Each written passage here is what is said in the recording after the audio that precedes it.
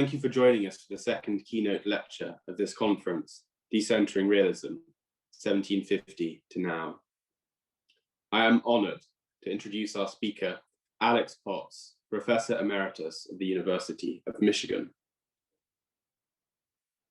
Over the course of his illustrious career to date, Professor Potts has published on an astonishingly wide range of topics, encompassing painting, sculpture, architecture, and art writing, and spanning the 18th century to the present day. His publications have quite literally shaped art historical and theoretical discourse, especially on the aesthetics and politics of neoclassicism, realism, and sculpture.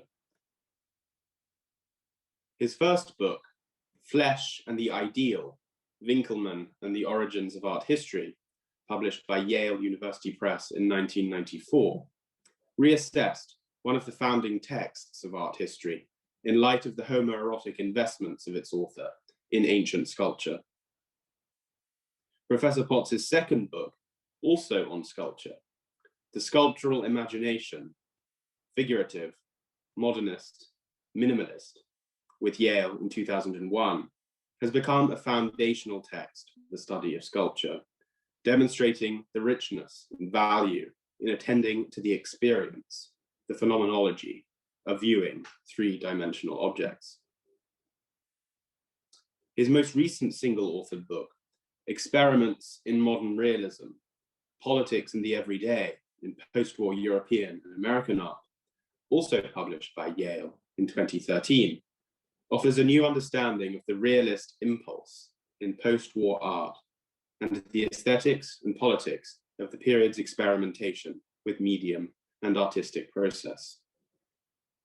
This book sparked our thinking about an expanded sense of realism as an artistic and analytic practice. We're very much looking forward to Alex's forthcoming reassessment of the visualization of the social in 19th century painting. Professor Potts has also co-edited a number of important books, including Perception and the Senses in 2004, and The Modern Sculpture Reader in 2007. In 2015, Professor Potts was elected to a fellowship at the British Academy. Alex has played an instrumental role in the conception and development of this conference. As a mentor and friend to Rachel and myself, he has taught us a great deal, indeed more than he could know, both as a writer and teacher, and in informal and convivial conversation. We are thrilled that he has been able to contribute to this keynote paper.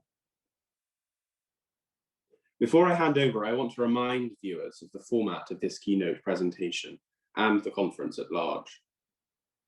Later on Thursday, the 11th of March, from 4 p.m. GMT, Professor Potts will appear on the live roundtable online and on Zoom with speakers from panel 2. You can attend this roundtable via the Courtauld Research Forum website. Please bring questions for Professor Potts to the roundtable. We look forward to you joining us. But if you are unable to attend and you would still like to ask a question, because you can, after all, watch the response on the recording, email the question to me, thomas.hughes@courtauld.ac.uk. Professor Potts's paper today is titled Temporality and the Politics and Aesthetics of an Expanded Realism. Thank you, and over to you, Alex. Thank you to you, Thomas, and Rachel for inviting me to participate in the conference. And just want to add how much I have enjoyed working with you. And I think some of the ideas in this talk will have been generated from discussions that I have had with the two of you. Now, in thinking how notions of artistic realism might be reconstituted in ways that take one beyond the now widely questioned bounds of a modern, Western-centered perspective on the subject, the realism that played a key role in 19th century literary and artistic culture cannot simply drop out of a picture.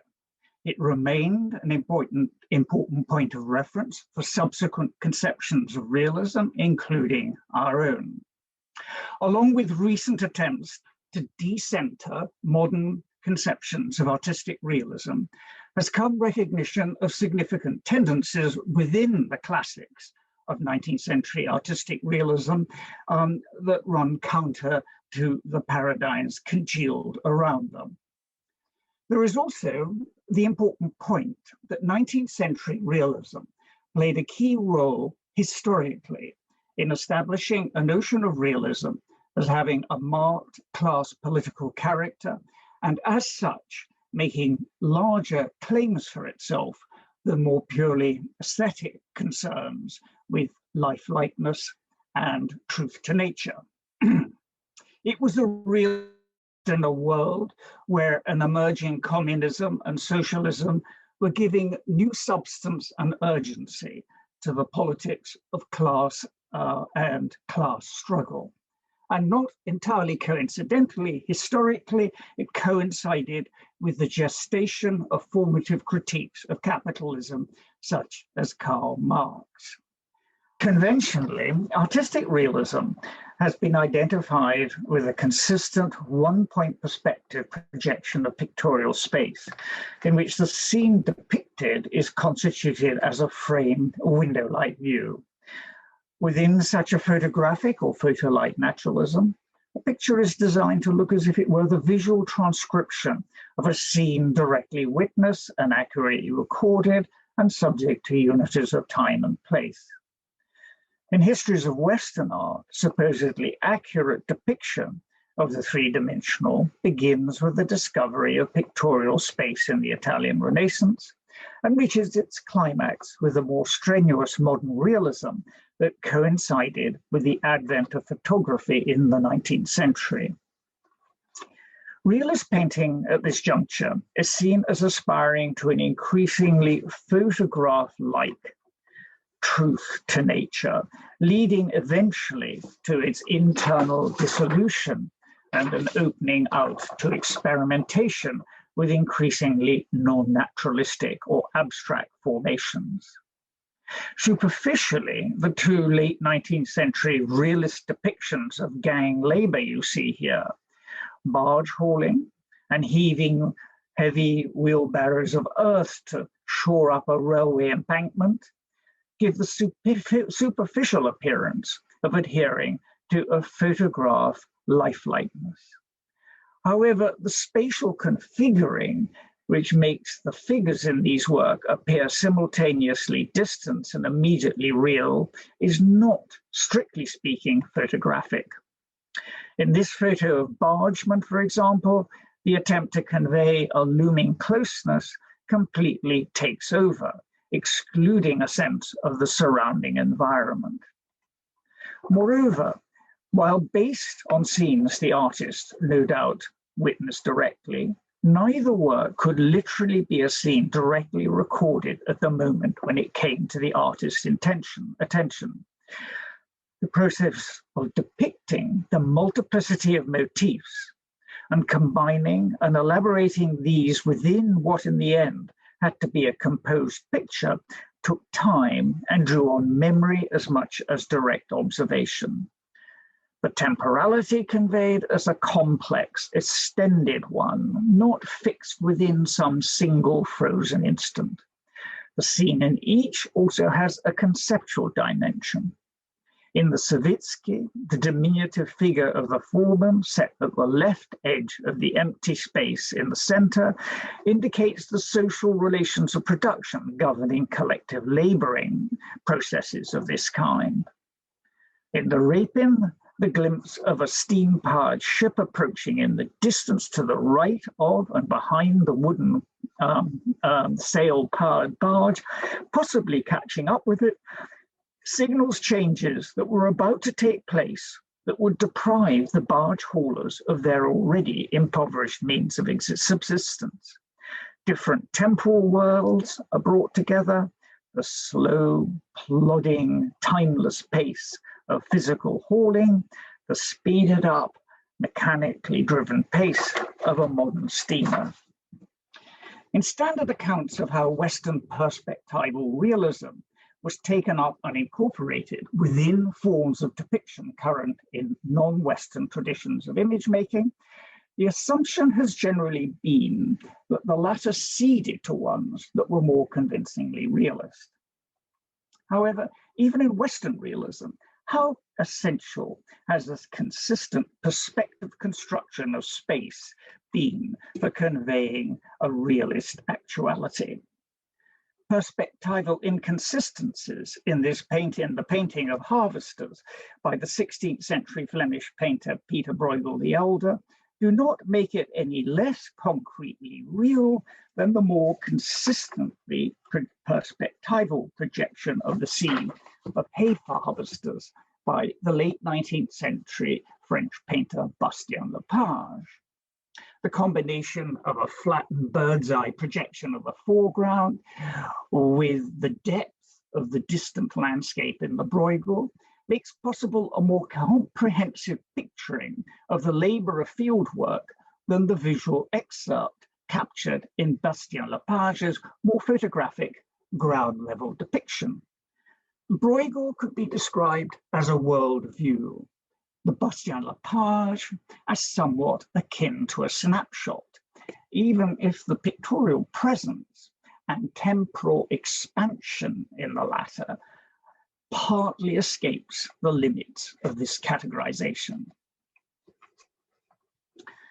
Now, before discussing the possibilities of a temporal and historical expansion of the modalities of realist depiction, I want briefly to address what is at stake when we talk about a realist actuality. Such actuality has less to do with mere resemblance than with compelling evocation. It is art with a strong referentiality, in which the material and social substance of the scenes being evoked is central to the impact being made. At the same time, a realist art is one that deploys to this end immediately recognizable, iconic forms of representation, an art in which depiction looms larger than signification, though not necessarily in the forms envisaged in conventional understandings of realist representation. This Chinese ink painting makes the point rather clearly. The work is likely to be a leaf from an album of similarly formatted works on paper dated from the Song or immediate post-Song period, no later than the 13th or 14th century. In it, a shivering boy is returning with the meager fruits of his hunt, mounted on a tired ox, making its halting way across a partly snow-covered winter landscape. The boy is a herd boy. The ox, of course, is not one that necessarily belongs to him. It completely eschews the dense, painterly substance generally thought of as characteristic of artistic realism. At the same time, its spare and subtle delineation possibly offers a more vivid picturing of the physical hardship endured by those struggling to secure a bare means of subsistence than this work by the classic realist painter Courbet in his characteristic heavy impasto manner.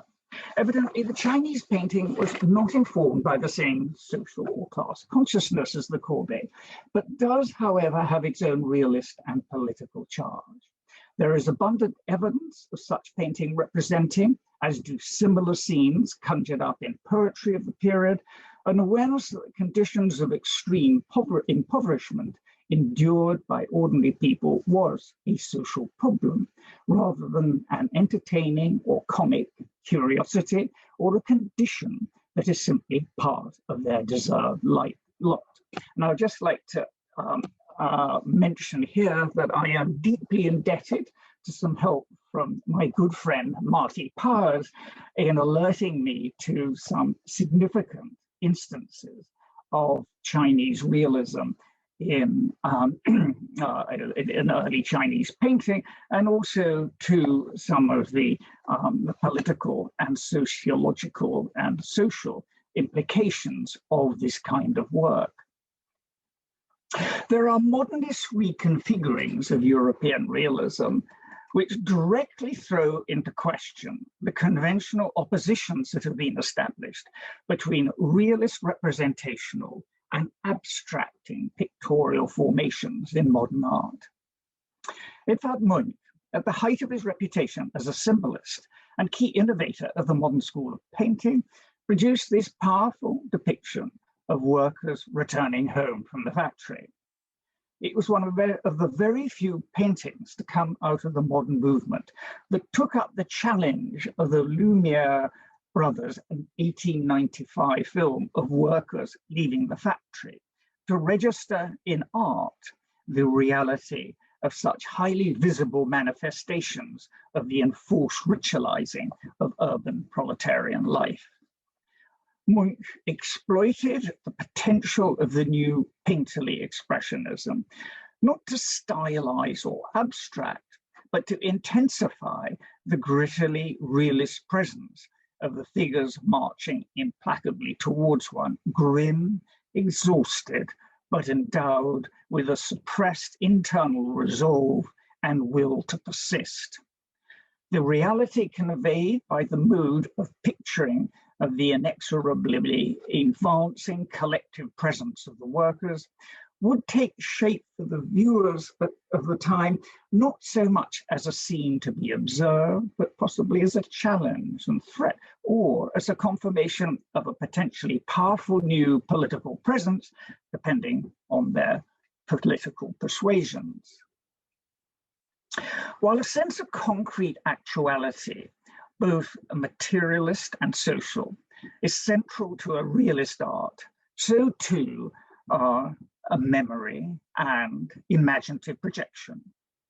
The scene depicted is conceived not just as a sum total of objectively neutral, visible and palpable facts, but as reality lived, thought and felt. Peter Brooks made this important point in his study, Realist Vision.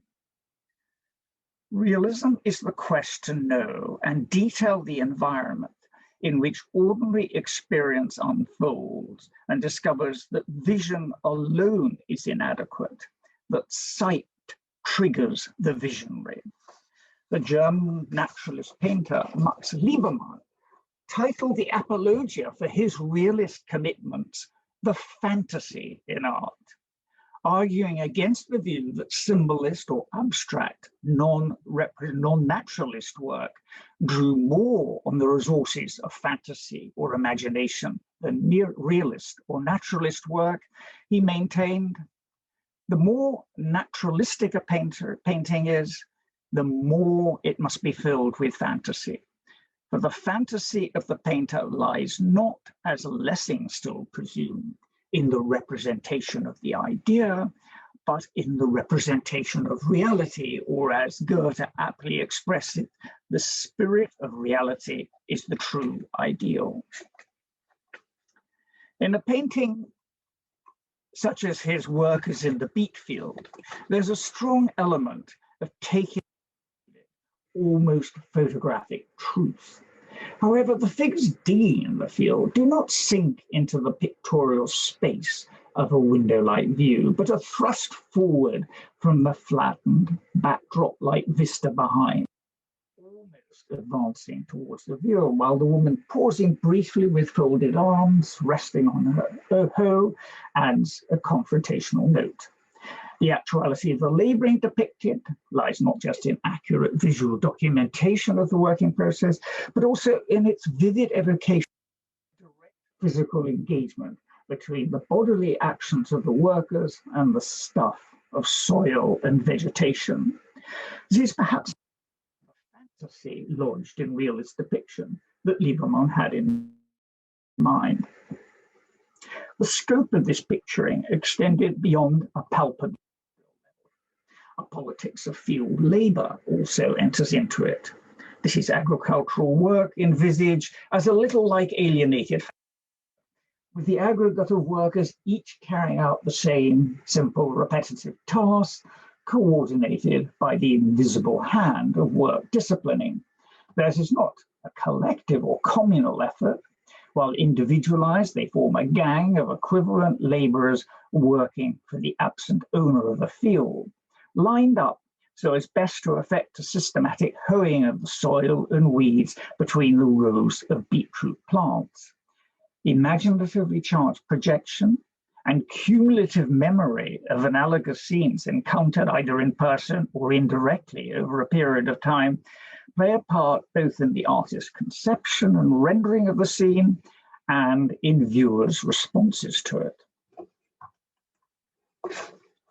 The same is also true of his more recent realist work realized by the now unfortunately deceased Alan Sekula, Shipwreck and Worker Istanbul. It was initially conceived as part of a series of photo works titled In the Wake of the Titanic, inspired by the artist's response to the environmental waste and damage caused by the elaborate set erected at a site in rural Mexico for the reenactment of the sinking of the Titanic in James Cameron's 1997 Hollywood blockbuster. In the writing with which Sekula accompanied the presentation of the photo work, writing which he saw as integral to the work's substance, he dwells on the mythic resonance that historically scenes of shipwreck at sea once possessed, as instanced, for example, by Melville's Moby Dick, and which linger on in the modern world of air travel and container shipping. At the same time, he muses on the debris and damage left behind by Cameron's empty, melodramatic recreation of the legendary sinking of the Titanic. It's important that the viewer take from the photo the very ordinariness, almost banality of the wrecked hulk and of the seemingly thankless task, and endlessly repetitive one, of clearing up debris. He designated the work as a worker shovels debris in front of a freighter blown up against the shore. The global dimension indicated by the title specifying the location as Istanbul is not just a matter of imaginative expansiveness, but it's also a material fact, integral to the operations of the present-day shipping industry and its largely invisible exploitation of labor. Sekula thus poses his picture or photo between the materialist realities of shipping in the modern world and the imaginative resonances of shipping and sea travel surviving from a past when these were a far more immediate reality in many people's lives. There is a significant temporal quality to realist depiction that I find has been more fruitfully explored in literary rather than art historical or art critical scholarship. Jameson's dissection of the realism that emerged in the 19th century realist novel in his study The Antinomies of Realism provides a particularly fruitful basis for reconceptualizing the characteristic temporality of realism in pictorial depiction. We need, he argues, to have in our grasp the two chronological endpoints of realism: its genealogy in storytelling and the tale, its future dissolution in the literary representation of affect. A new concept of realism is then made available when we grasp both these terminal endpoints firmly at one and the same time. Now, the distinction he draws out of and develops out of and gives new substance to a duality formulated in previous critical debate about the relative priorities of narration and description in literature. Lukács, interestingly, had invoked the duality in an effort to establish the classic status of the earlier realist novel of writers like Balzac as still grounded in an overall narrative totality, unlike a corrupted later naturalism that dissolved into endless, uninflected description. The thrust of Jameson's point is rather different. though he similarly traces the vicissitudes of realism from its formation to its dissolution at the end of the century into what he saw as a proto-modernist regime of pure affect. A further elaboration of the polarity is particularly suggestive for a rethinking of pictorial realism. To quote, "What we call realism will thus come into being in the symbiosis of this pure form of storytelling with impulses to scenic elaboration, description, and above all, affective investment, which allow it to develop towards a scenic present, which in reality, but secretly, abhors the other temporalities which constitute the force of the tale or récit in the first place." The temporality of the récit is the regime of past, present, future, and the scope this gives for narrative development of personal identities and destinies. That of its alternative is the impersonal consciousness of an eternal or existential present, which at its limit becomes pure scene, a showing altogether divorced and separated from storytelling. The diverging thrust of this duality was nicely summed up in a recent review I read, arguing against the idea that, to quote, "each detail is there in a story because it makes the story work. In reading, though, don't we feel it the other way round, as if the story were only there so that for a moment we can contemplate the truth of the detail, the experience?"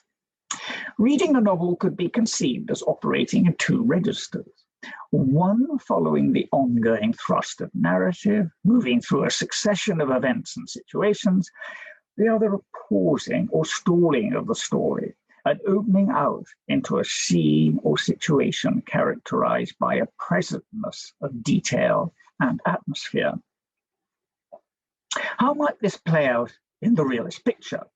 On the one hand, there is narrative or history painting which stages a story or event or a drama, often by figuring a pregnant moment whose present is represented as transitioning from a past into a future, a cusp, as it were, in the trajectory of an ongoing narrative. On the other hand, there are works depicting a scene or situation whose immediate presentness largely holds in suspense the dynamic thrust of narrative. These descriptions might be seen as akin to the descriptive passages in a novel. Marked by democratic distaste for hierarchy, social or aesthetic, realist art tends to steer clear of the exceptional or spectacular events featured in traditional history painting, and instead deals in more ordinary situations and experiences that have their own suggestive significance. The visualizing of telling particularities, characterizing a situation or milieu, takes precedence over compositional devices, focusing attention on the actions of privileged agents in a story. The depiction may be one in which a concrete sense of social and political reality comes to the fore, where, of course, I think there still are vestiges of narrative, or it may be one where the existential and affective dimensions of lived reality are most manifest. Taken to extremes, the latter tendency begins to dissolve material and social specificity, taking one out of the regime of realism. Thinking about the situational character of a realist art, I chanced on the 17th century Mughal miniature depicting the visit of a Mughal emperor to a famous ascetic. The framing of the visiting as a situation rather than event is emphasized by the vividly rendered and richly detailed scene in the lower half of the painting, showing attendants hanging around engaged in casual social interactions. This scene endows the visit with an inner formal ordinariness and sociology I am inclined to see as realist. The work as a whole affects a bringing together of state ritual with a more democratic, earthbound situation that to a degree is echoed in the upper scene with its juxtaposition of monarchical splendor with the assumed bare living of the ascetic. The non-perspectival rendering of the overall picture is important, for it brings the upper and lower scenes into a relation of closer and more immediate equivalence, together but distinct than they would be if one were foreground and the other background in a one-point perspective arrangement. In this way, the picturing endows significant aspects of the overall scene with a more resonant reality, suggestive of the class politics of court life.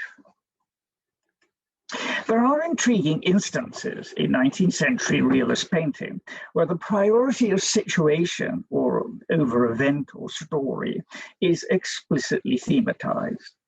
Bringing a Degas ballet painting, such as this rehearsal on stage, into a discussion of realism may seem a little perverse.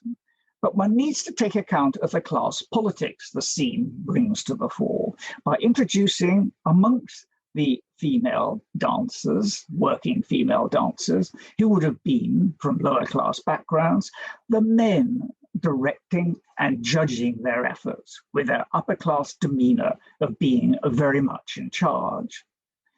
The rehearsal, as distinct from performance setting, brings these class dynamics into closer view and also draws attention to the routine realities of the dancer's highly disciplined physical work.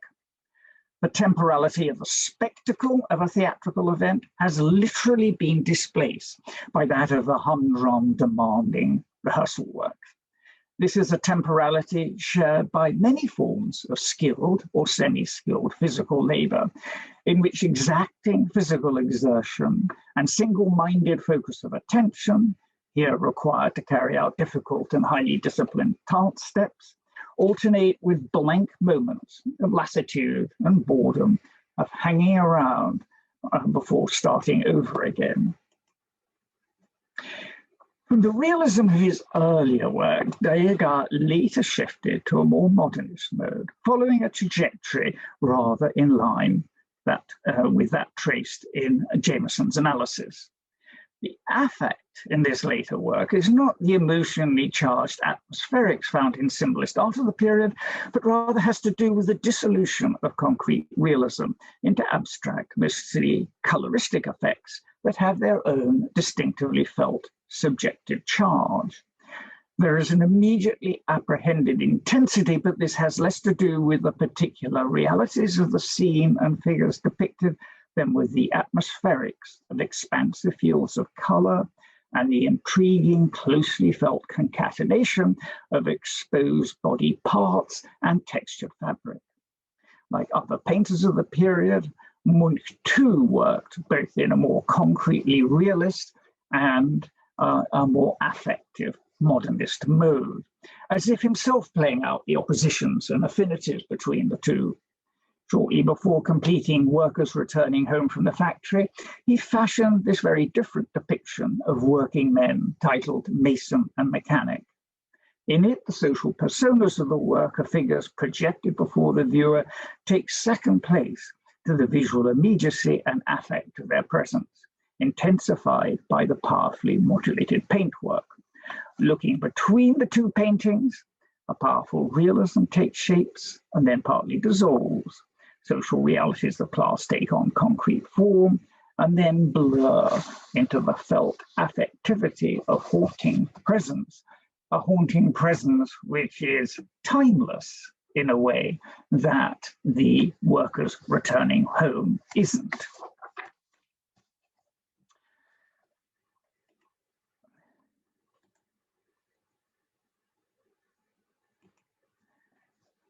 The main axis along which the possibilities of expanded realism is being explored in this conference is geographic. And by way of conclusion, I should like to complement this perspective by proceeding along a historical axis, which enables me to bring a further aspect to my consideration of the temporalities of artistic realism, of art from the past that has emerged at various points in the modern period as a significant point of reference for thinking, rethinking the pictorial resources and social political resonance and significance of present-day practices of visual art, one of the most relevant for my purposes is that of the late Renaissance northern painter, Peter Bruegel the Elder. In this case, the modern interest in him seriously got underway in the very late 19th century, when there was an increasing concern to envisage a form of pictorial realism that could not be reduced to mere photographic lifelikeliness. In histories of art, Bruegel soon acquired a status as a pioneer of social realism, in which scenes of everyday lower-class life and labor were no longer relegated to the margins, but became serious subjects of pictorial art in their own right. Quoting the early 20th century Austrian art historian Max Dvorak, Ernst Fischer, in his influential study, The Necessity of Art, A Marxist Approach, published in 1959, put it as follows. Quote, Bruegel was the first artist for whom realist popular scenes were not merely an external stage setting. Fischer also elaborated on how the politics of class implicit in this early realism both spoke to and differed from that of his own time. To quote, the representation of agricultural work and of working people in general in Bruegel's paintings is an unbroken affirmation without idealization, but also without social protest or approval. The peasant women with their forceful tread, the peasants mowing a dense mass of corn that is like a solidly built red gold wall, the heat of the harvest day, and the matter-of-factness of the harvester, all this has the effect of a statement. This is how it is, and may it stay so. Good. Bruegel's realism differs significantly from that of the later Netherlandish genre painters, who for much of the early modern period and well into the 19th century replaced Bruegel as exemplary practitioners of a painting of everyday and lower class life. These artists focus more or less exclusively on scenes of low life, leisure and entertainment, unlike Bruegel, who also encompass scenes of labor. People at work, with a few minor exceptions, dropped out of view. The scope of Bruegel's art was significantly more ambitious than that of the 17th century Netherlandish masters in other ways too. Rather than framed pictorial excerpts of reality, his paintings offered sweeping panoramas opening out far beyond the limits of the framed window of Western one-point perspective. Bruegel's painting is often described as offering a world view, in contrast to the dominant visual paradigms in post-Renaissance Western art, which might be characterized as a picture of a corner of nature seen through a temperament, to borrow from the great naturalist Zola's formulation. This combination of a social and visual breadth in Bruegel's art is very apparent in work such as his battle between Carnival and Lent, which you see here.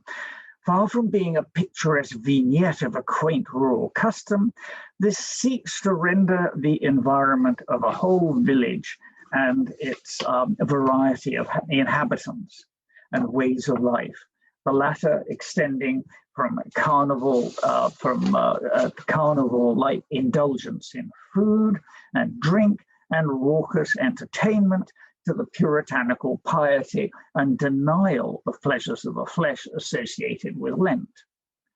The work takes a broad view of social class or station that encompasses desperately impoverished beggars and well-off burghers, as well as common people. It is hardly surprising that Peter Weiss, a committed Marxist and one of the great realists of 20th century literature, was drawn to this painting, devoting several pages of his novel, The Aesthetics of Resistance, to a description of it. In this, he honed in on the painting's capacity to convey a sense of a whole world, to quote, ruled by a shabby dream of greediness. Here in the middle of the marketplace, encompassed by the closing circle of the parade, something fat or lean could be obtained for money and was demanded by customers. Otherwise, the commerce paid no heed to what was happening all about. This points to a further aspect of breadth in Bruegel's painting, its capacity to engage with a range of viewers' world views. On the one hand, it spoke eloquently to Weiss's pessimistic take on the impoverished fabric of everyday village life in a world which allowed for no material prospects of escaping from the confines of deeply embedded social hierarchies, and where lower class resistance was simply a matter of persistence and survival. But it spoke equally to the art historian Ernst Fischer's less negatively charged, but equally politically engaged view of peasant life in the early modern world. For him, the key point to be taken from Bruegel's unsentimental, unembellished depiction of working people was that while they, to quote, are not given a glow of false beauty, their strong, coarse, characteristic features are drawn with a sure hand, often to the point of caricature. These caricatures, though, are not, as sometimes in Bruegel's contemporary Shakespeare, an expression of contempt for the plebeian, but rather the true realist determination to represent people as they are. The worldview scope of Bruegel's art finds a much closer parallel in earlier Chinese painting than it does in later Western realist work. In this Song Dynasty scroll by the artist Zhang Ziguan, dating from around 1100, titled Spring Festival Along the River, the almost epic breadth is achieved by way of a rather different form of pictorializing than Bruegel's. The larger reach is not conveyed in a single panoramic view, though it has some of this, but rather, as is often the case in traditional Chinese scroll painting, by taking the viewer on an extended journey along a route, here formed by roads and a river, where a succession of different scenes unfold. The scenes take on different forms of everyday labor, including carpenting and transporting bags of goods, vignettes of social interchange, and various sites of eating and drinking and public entertainment. This is a tea house, and here is a higher class restaurant. I'm also very entertained by the contrast here, if you can actually see it, between the slightly more respectable people lined up on this side of the bridge chatting, and what looks to be a group of workmen who've taken time off and are just standing there alone, gazing down at the river.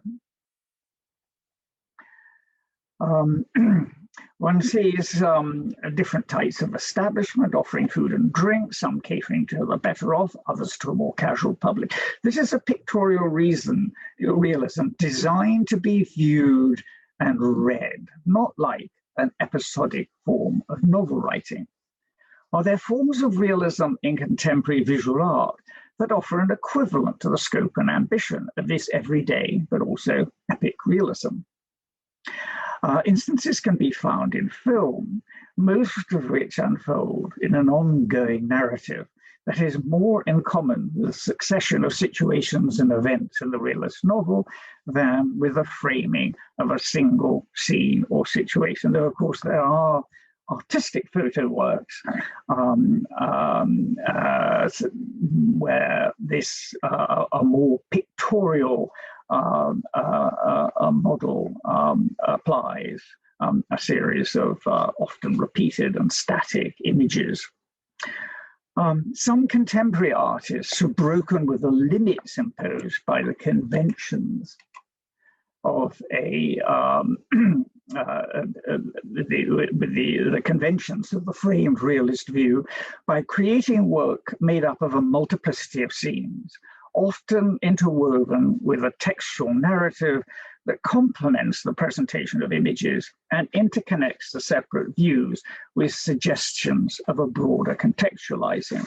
Alan Sekula's Fish Story is one of the most notable and ambitious of such attempts. Realized both as a book and a gallery display, it forges a powerful sense of the larger social and political totality to be constituted from the aggregation of multiple photodocumentary views. Taken as a whole, the work offers little less than a global mapping of the political economy and class politics of the monstrous container shipping inflected by the cultural politics and residual imaginative charge of myths and memories that come from an earlier fascination with and experience of sea voyaging. In this brief excerpt, Fish Story transitions from the huge container ports at San Pedro and San Diego in California, two largely invisible hubs of the shipping that keeps the world economy going, to the transportation you see here from California to China of machinery from a recently defunct American steel factory, to the meteoric and destructive rise of a new Hyundai port and shipbuilding complex in Korea, built on the site of an old fishing village. A further notable dimension of Bruegel's distinctive forms of realism comes to the fore in his painting Dulle Griet, a grittily realistic and also phantasmagoric, imaginatively enlivened picturing of violent devastation embroiling a whole population, civilians and soldiers alike during wartime. The larger female figure in the foreground, far from being a leading actor in a unified drama or a focus of the scenes laid out around her, emerges as just one manifestation amongst many of the mayhem and disorder and senseless violence enacted by the sundry figures and monsters populating a darkened landscape consumed by fire and destruction. A close contemporary of Bruegel's identified her as Dulle Griet, a type associated with the proverb, "She could plunder in front of hell and return unscathed." As such, she finds a certain modern equivalent in the figure of Mother Courage in Brecht's famous play of that name.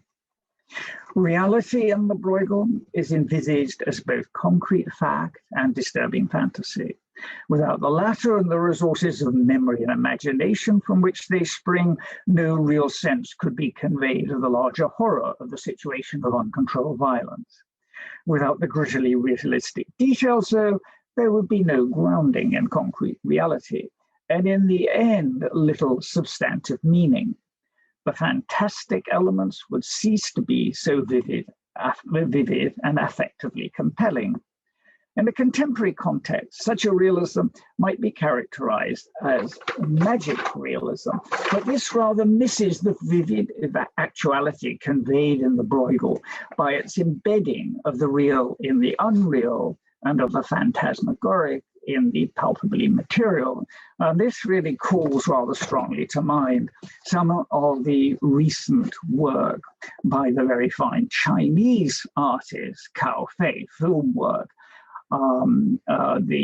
Most notably her Who's Utopia and Asia One, which are a fascinating exploration of the social realities of different forms of modern factory and distribution center labor, together with intermixings of more phantasmic scenes, which give a sort of further and richer resonance to the scenes that she is presenting. The combination of the expressive distortion and imaginative excess, with sharply observed and banal and gritty detail, has had a lingering appeal in the modern world. As regards the latter, I am put in mind of some of Nico Eisenman's allegories and genre scenes, which hover to good effect between grotesque caricature and monstrosity and the banality of the everyday. The affinity of Bruegel is not just of my own making. Her triumph of poverty, while very contemporary in its feeling for the social particularities of lower-class life in present-day US, also transitions back in time to invoke a well-known work by Bruegel, The Blind Leading the Blind.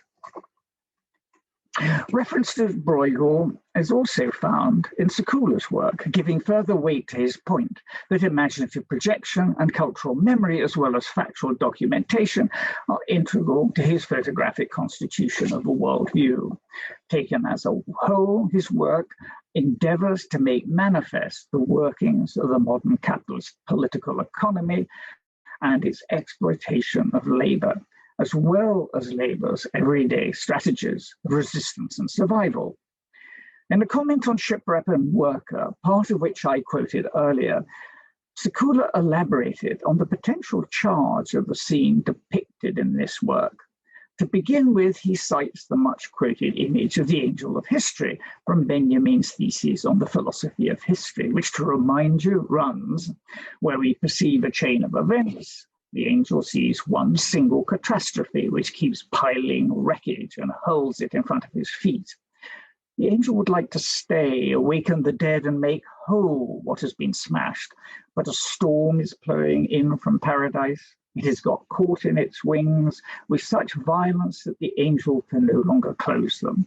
The storm irresistibly propels him into the future to which his back is turned, while the pile of debris before him grows skyward. This storm is what we call progress. But Sekula adds a further twist, which, drawing on Bruegel's painting of the fall of Icarus, transforms the figure this angel presents into something much more earthly, into a scene of never-ending, everyday, necessary, persistent laboring, oblivious to whatever unusual eruptions might drop from the sky. To quote Sekula, a worker shovels debris in front of a freighter. Blown up against the shore, the angel of history, absorbed in his task, is disguised as one of Bruegel's peasants. Many work and few rule. The temporal logic that continues to make work such as Bruegel's real for a modern viewer, and which I would argue underpins the invocations of his art that some contemporary artists engaging with the realities of the modern world feel impelled to make, calls to mind a comment by Weiss that I quoted at the that was quoted in my presentation at the very outset. I return to it at the close of this trajectory through various formations of artistic realism, in which the picturing of social and political realities being actualized were endowed with imaginative as well as material substance. From time immemorial, there has been truth to reality and the abstraction, and then the abstract, the ritual and the fantastic. At one time, clarity was achieved by flatness, at another by effects of depth. The history of art resembles a spiral in whose course we were ever in the vicinity of the earlier and saw all its components newly modulated and varied. Thank you.